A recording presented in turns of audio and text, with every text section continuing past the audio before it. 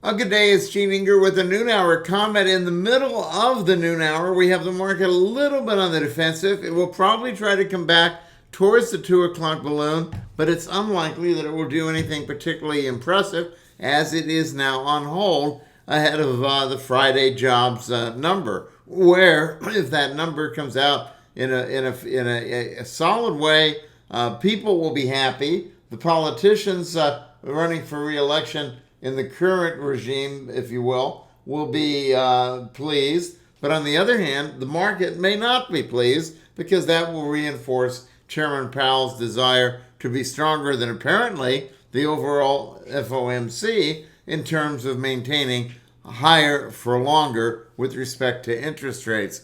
And that's the big discussion we need not delve into further. We did enough yesterday. Today's stock market behavior was as suspected, essentially down initially, followed by some upward action, but not a lot, and then back on the defensive. The market had pressed resistance actually at the end of last week, and the market cut through the 50-day and 100-day moving averages, and you can measure liability to 3,500 in the S&P. You can even measure it to 3,200, but that doesn't mean we go there. We might not get that far down, and if, for example, just out of the blue, we end up with a war with North Korea, you end up with 2,600 instead, you get a collapse. I think that what the Fed is doing doesn't make much sense now because they were too late to the game in terms of backing off the necessary emergency ease during pandemic, and now they are too tough with their talk when anyone who really understands this knows the size of the auctions that are coming, the debt service that is necessary, the bleeding that will cause, and the pressure it puts on the nation by having this kind of debt at a higher interest rate than was the case in the past. And I'm sure there'll be a lot of people, for the moment, that will be content to make 4.5 to 4.7 returns on very short-term treasury instruments and so on. Rolling them over might be interesting because there will come a time when that's not so attractive. But in any event, what you're going to see are some oil and gas proposals in the next Congress, presumably from the GOP, which will probably have a dominance. And indeed, this has nothing to do with the candidates that are pushing election denial or any of that, but it does have something to do with the reality of people concerned about the economic conditions, which should not be, although it often is, seen as an endorsement for candidates whose moral character is something other than admirable. But in any event, it's not admirable to see the Fed extending rates and putting pressure on jobs on the pretense of supporting workers and people that are living on fixed incomes and strict budgets. You have, at the same time, an SEC effort to overhaul some stock trading rules. That's interesting. Some CEOs are alarmed by it. They probably should, because they've modified and tried to use scheduled plans of selling as a sort of ATM for compensation under the guise of, oh, it was planned anyway, therefore it doesn't have anything to do with the market. I've even observed that sometimes. Sometimes I believe that, and sometimes I don't believe that. And it's almost impossible, it is impossible to know whether said executives were taking advantage of a coincident rally at that time or whether it was simply baked in the cake because they knew when they talked about certain earnings or prospects that they were going to have the opportunity to have sales at that time. Again, that's really difficult to delve into. But as we delve into the recession, not so much the preparation for a recession, which generally speaking has been here for some time, though it's unrecognized because prices and wages have sort of masked that. You have, and that's why people say, oh, you had a technical recession, but not real. Oh, yes, you did, and yes, you do, and I'm just calling it a double dipper and have said so for a while. I think that vendors and consumers are all tightening their belts. Even Amazon today is restricting management hiring, not just drivers and so on.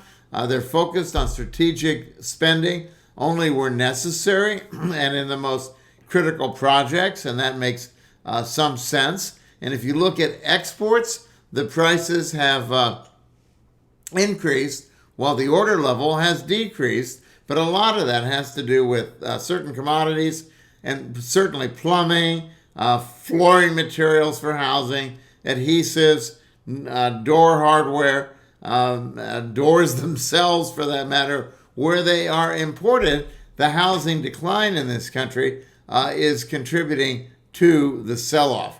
And as far as electronics, the lead times are actually becoming longer, pushing out further. And that means no matter what you want to say about semiconductors, in general, those that are imported, there's not much change in pricing based on inflation pressures because you haven't had much change in Asia yet, though there is the discussion about China moving to a better scenario, which will create a bullwhip instead of a shortage, meaning an excess oversupply on some goods, while others are desperately short. And then some things, I think, like specific semiconductor silicon carbide testing gear, is actually going to be a longer lead time than the end users want. And therefore, that's why you might see one or more contracts sooner rather than later from other holdouts committing to deliveries from AEHR. Optimistically, fingers crossed on that, certainly.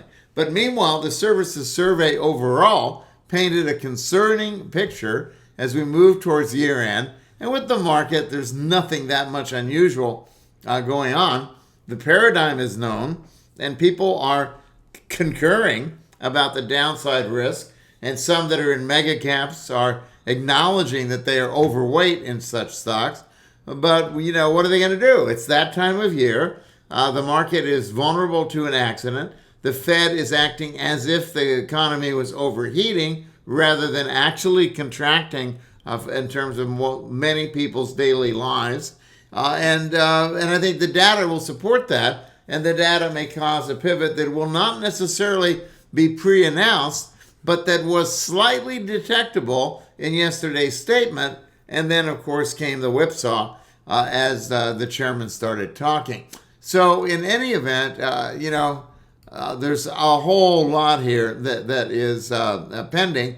And I would say that the old paradigm that the Fed is using to make is inappropriate. The chairman doesn't want higher equities. He doesn't want lower bond yields. He doesn't want a weaker dollar, and yet he contributes to inverse behavior in so many ways. And again, we'll see. But it is fatiguing. And I got a kick out of one of the CEOs of a major pipeline company comparing the administration's chaotic energy policy to a skit on Saturday Night Live. But let's not get into discussing that or Elon Musk and so on. I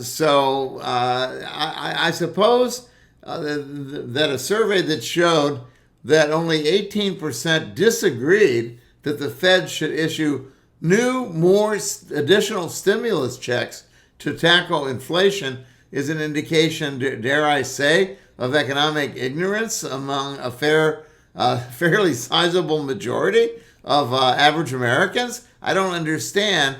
People think you just print money and send it, and there isn't some payback down the road. We'll see.